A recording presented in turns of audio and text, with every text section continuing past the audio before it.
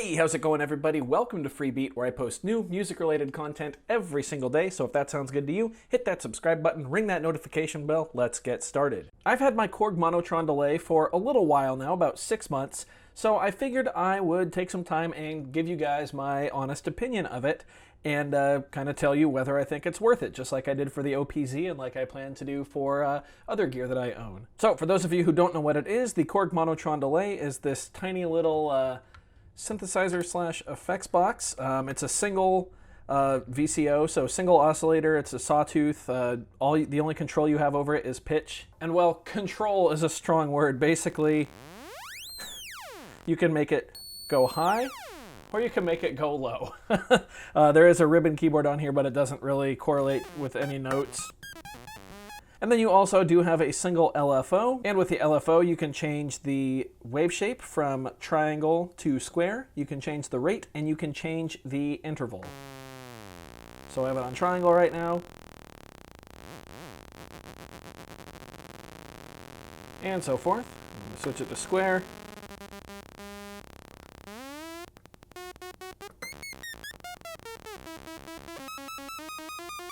Pretty simple. It's not really playable as a melodic keyboard, but it's pretty fun for like effect sounds and things like that. And speaking of effects, that's the main draw of this device, because we have an Ms20 filter with a cutoff control, as well as a digital delay with both time and feedback controls.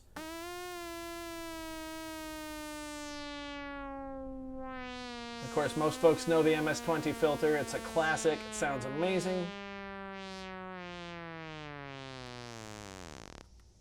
And the delay is not too shabby either. Get some really cool like laser sounds using that. And you can just have a ton of fun with it.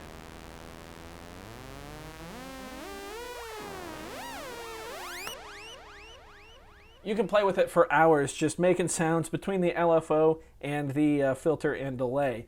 However, the huge draw, the main draw to this device is this little port right here. So in addition to the volume knob and the standard 1/8" output, you also have an 1/8" input with audio pass-through. What that means is you can take just about any instrument and plug it into this thing. So, like I said, you get full audio pass-through.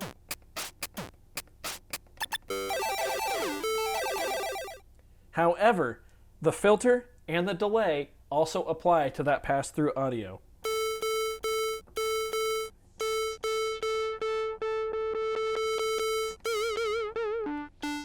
There's the filter. Let's get some delay on there.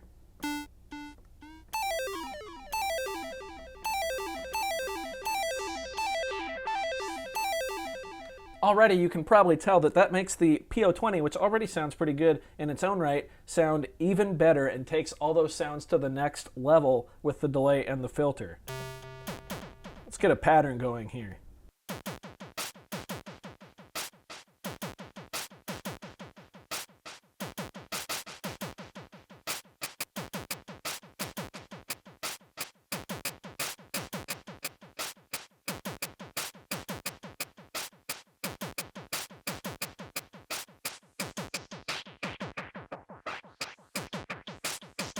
You can even attempt to play the keyboard.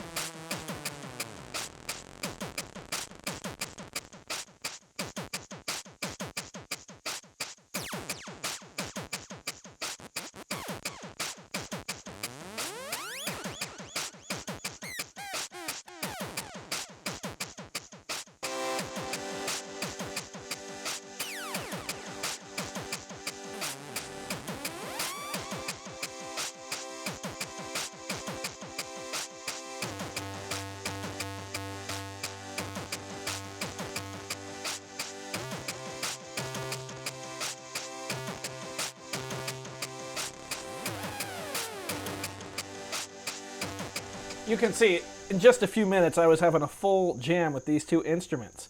Now, there is a downside to the Korg Monotron. I'm just going to get it out of the way real quick. In my opinion, this is the only downside, and that's the fact that it is a little bit noisy. So right now I've got the volume maxed, and you can probably hear that.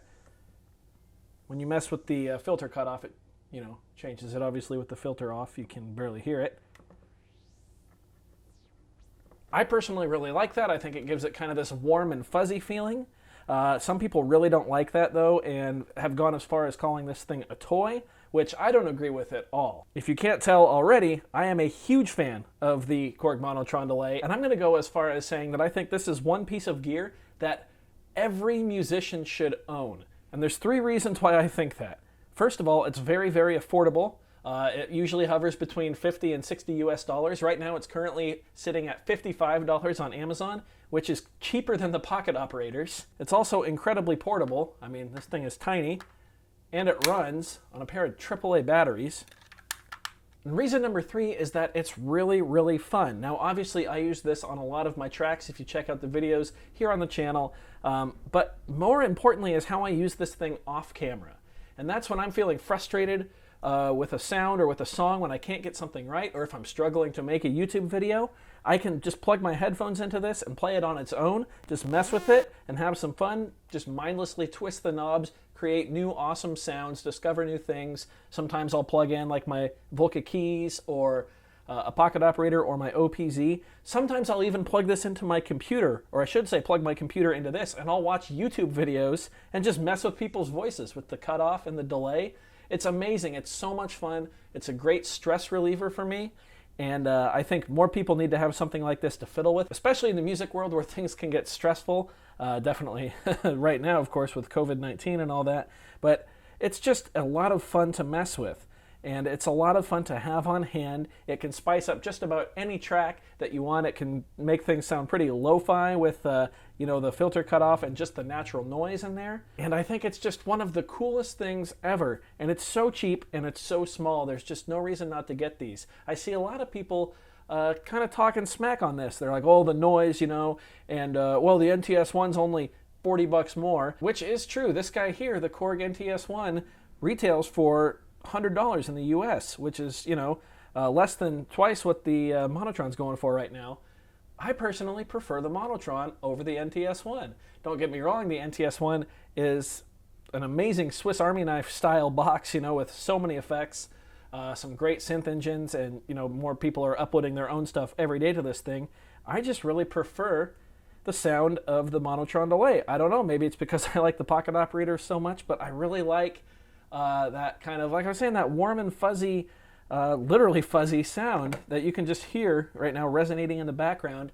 It just makes me personally really happy, and once you get used to it, it's not that bad. I've even seen some people creatively work around the noise on the Monotron. I can't remember who it was, but it might have been multiple people. Someone filmed a video with a pocket operator and a Monotron on the beach, and so the natural sound of the wind and the water was kind of blended in with the hiss of the Monotron Delay, and it just worked out perfectly. It was beautiful.